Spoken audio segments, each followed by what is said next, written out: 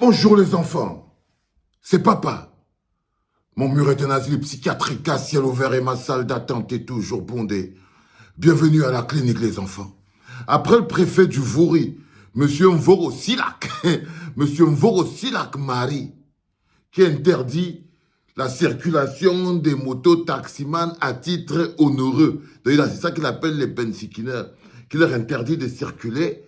C'est autour de Ondoa Ongono Hervé Marie. C'est-à-dire qu'après Mvoro Silak Marie, c'est maintenant autour de Ondoa Ongono Hervé Marie, délégué régional de la Sûreté nationale du littoral, qui lui, il part plus loin. Lui demande d'infiltrer l'OMS pour empêcher toute forme de retour triomphal. Vous savez, il y a des trucs que parfois tu te demandes, même si au Cameroun, si au pays, c'est normal. Et que même là, non, même, tu crois que c'est une réunion de famille. Sérieux, non?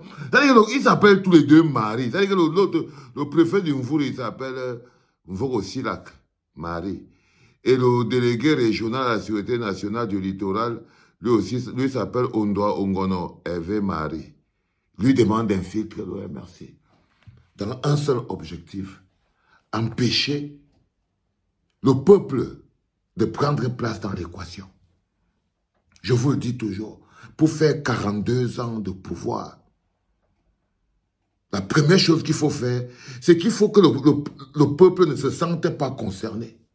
Mais dès que vous tombez sur un leader qui capte l'attention du peuple, parce que le problème, c'est que pour que le peuple ne se sente pas concerné, on le maintient dans la distraction. La distraction est comme une prison. À chaque fois, vous avez de la distraction, même si c'est une distraction morbide. C'est-à-dire que quand c'est pas la distraction de que les gens sont morts, machin, truc, tout ça, oh, quelqu'un fait ceci, c'est la distraction que c'est le njoka et tout, mais on piège le peuple dans la distraction. On l'écarte de l'équation. Ok? Du coup, on a l'impression qu'on peut gérer. Mais là, quand le peuple prend sa place dans l'équation, c'est la machine tout entière qui perd le contrôle. Ça, c'est le pouvoir du peuple.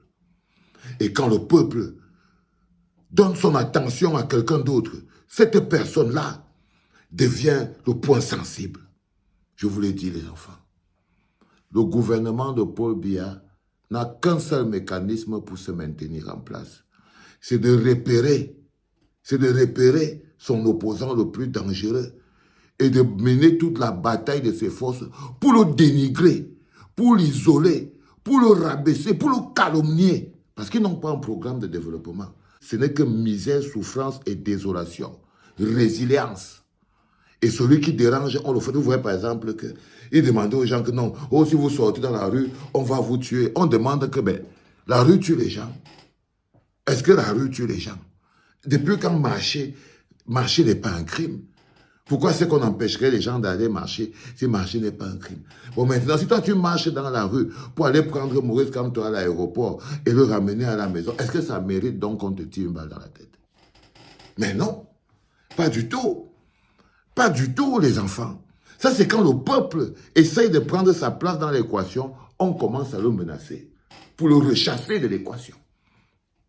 On commence à le menacer pour le rechasser de l'équation. Et on a vécu comme ça, là, 42 ans.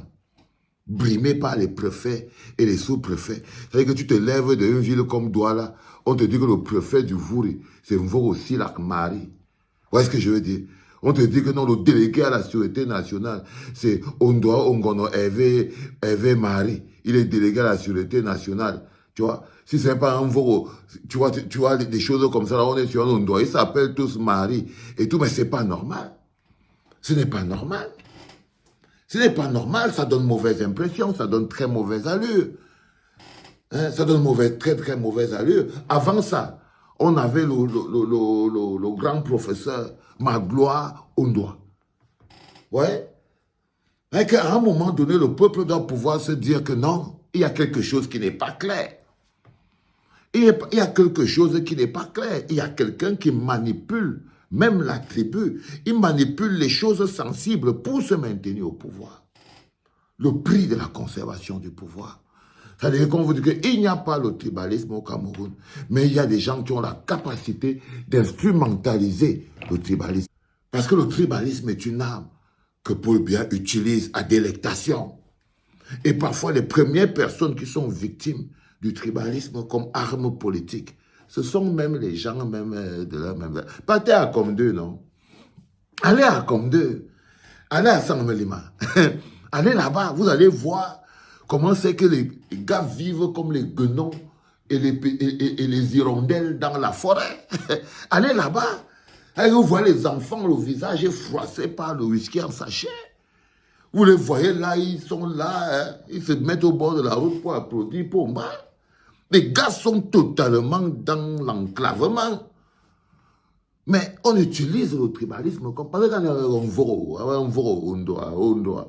Hier c'était on doit, l'autre. Où est-ce que je veux dire? Mais vous arrivez là-bas, là, ils n'ont rien. C'est-à-dire que c'est des victimes qui eux-mêmes sont victimes du tribalisme. C'est-à-dire que le tribalisme ne protège rien. Ça ne protège que la conservation du pouvoir. Ça ne protège pas les membres des tribus. Jamais. Jamais. C'est l'instrumentalisation de la notion de tribu. Le tribalisme n'est qu'une arme de division massive.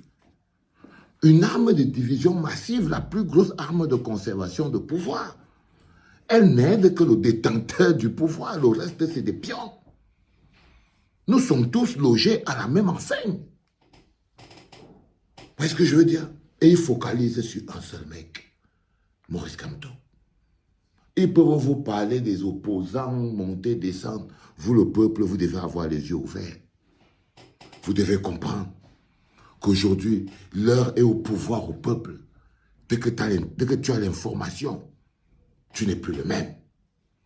Et la réponse massive que vous allez donner demain, c'est celle-là. Ben, quand ils finissent de faire ça, comment on réagit? On réagit en disant, non, aujourd'hui, nous sommes le peuple. Aujourd'hui, nous sommes le peuple. Et ce que nous allons faire demain, c'est l'expression de ça. C'est l'expression de ça.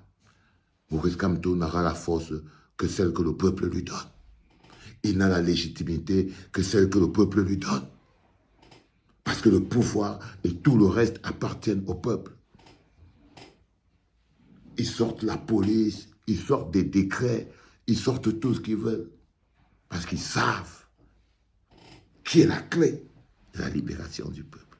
Parce qu'ils savent qu'ils s'attaquent avec tout l'artillerie de l'État.